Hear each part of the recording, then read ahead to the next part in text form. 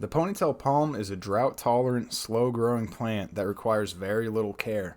This makes it ideal for someone who doesn't have a lot of time or someone who doesn't have the greenest of thumbs. In this video, you're going to learn how to care for your ponytail palm, get tips for repotting it, learn about common problems and the solutions to those problems, and towards the end of the video, some more general information and some fun facts about the plant.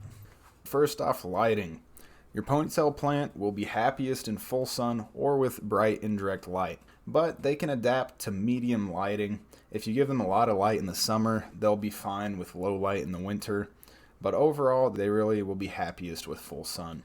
They're drought tolerant, so you're only going to want to water when the soil is completely dry. But when you do water it, be sure to do it thoroughly. When you're watering, wait until you see water coming out of the drainage holes at the bottom of the pot before you stop, and then just let it dry out again before you water. The ponytail palm also does best in low humidity. They prefer a room temperature of between 60 and 80 degrees Fahrenheit, and they'll be fine down to 50 degrees Fahrenheit. If you leave it outside in the summertime, just be sure to bring it in before it gets too cold at night. Use a general houseplant fertilizer twice a year, once in the spring and once in the summer if you want to optimize growth.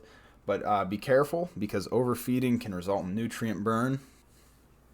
The ponytail palm is also entirely non-toxic for humans and pets. I know a lot of people's cats like eating their palm trees and just all their plants, and some of them will be poisonous, but the ponytail palm is not. It's recommended to let your ponytail plant get root bound before you repot it. And when you do repot it, put it in a pot that's only an inch or two wider than the previous one. If you go too big, there's a high chance that it will get too much water at once. Clay pots are ideal as they're porous, so it absorbs some of the water, which can help mitigate overwatering. The most common problem with ponytail plants is brown tips or brown leaves. Underwatering can cause brown leaves. They're drought tolerant, but if you underwater it, the leaves will start to go limp and eventually turn brown and crispy. Another cause could be overfeeding. Too much fertilizer can result in nutrient burn. You only want to fertilize once or twice a year. Another cause of brown tips could just be like a normal injury to the plant. They're kind of delicate. You can trim the tips of the plant.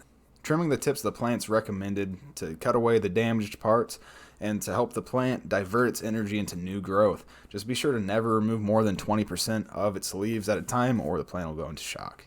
Despite the name, ponytail palms are more closely related to asparagus than they are to true palms. They're technically a succulent, which is why they're so easy to take care of. They're drought tolerant and all that good stuff. They can flower, but only after the plant reaches 10 years of age.